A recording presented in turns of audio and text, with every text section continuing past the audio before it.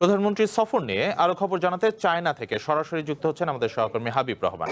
হাবিব, কর্মসূচির বিস্তারিত জানাবেন এবং আজ তিনি কেমন ব্যস্ত সময় কাটাচ্ছেন সে বিষয়ে জানাবেন। প্রধানমন্ত্রী উপদেষ্টা মাহাদি আমিন বাংলাদেশের লক্ষ্য নিয়ে, চায়না সফরে বাংলাদেশের লক্ষ্য নিয়ে বেশ কিছু কথা বলেছেন, সেগুলো নিয়ে একটু জানতে চাই।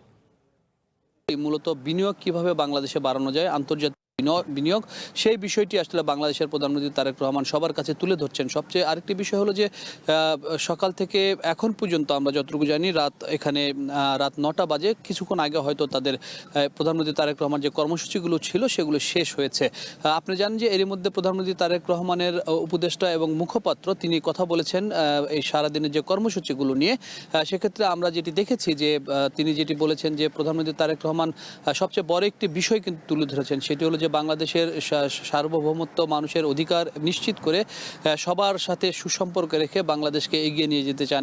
এই বিষয়টি কিন্তু তিনি বিশ্ব নেতাদের কাছে তুলে ধরেছেন। পাশাপাশি আরেকটি বিষয় তিনি উল্লেখ করেছেন যে জলবায়ু পরিবর্তনের কারণে সারা বিশ্ব যেমন ক্ষতিগ্রস্ত হচ্ছে, ঠিক তেমনি বাংলাদেশও এর বাইরে নয়। সেক্ষেত্রে বাংলাদেশের মতো দেশগুলোর পাশাপাশি যে দেশগুলো রয়েছে তাদের পাশে দাঁড়ানোর আহ্বান জানিয়েছেন প্রধানমন্ত্রী তারেক রহমান, এবং এই আহ্বানকে এবং পাশাপাশি বাংলাদেশ জলবায়ু পরিবর্তন নিয়ে যে কাজগুলো করছে সেই কাজগুলোকে কিন্তু স্বাগত জানিয়েছেন।